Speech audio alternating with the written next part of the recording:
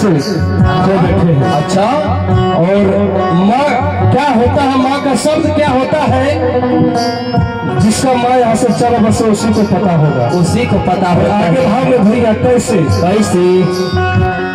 ना जनवारी रहे दिन गुरुवार हो, छोड़ी चल गए माई घर वासवार हो।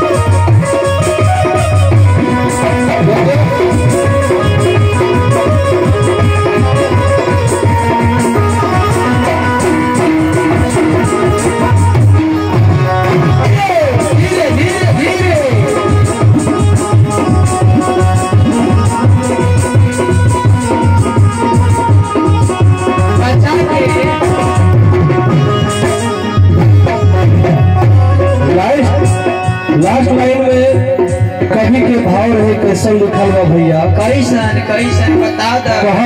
कहता एगो माई का होला,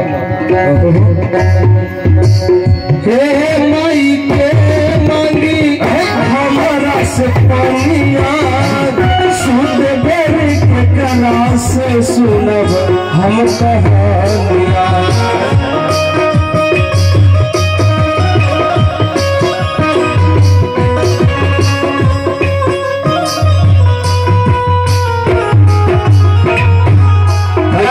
कमजोर बा।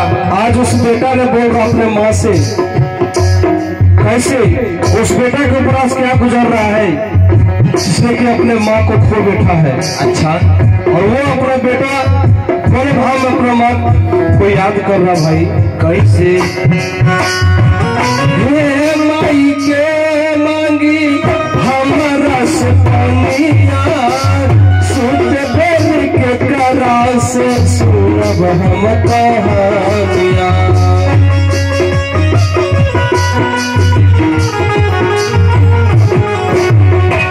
सुन बेर के करा से सुनब हम कहानिया।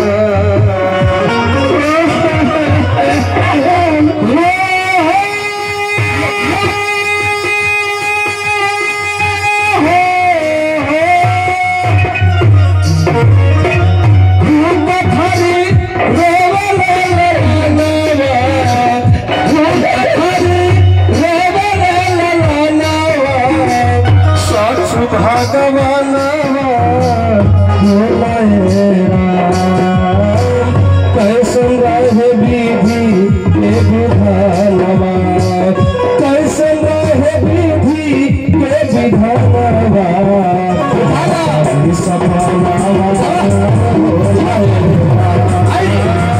कैसन रहे विधि के विधानवा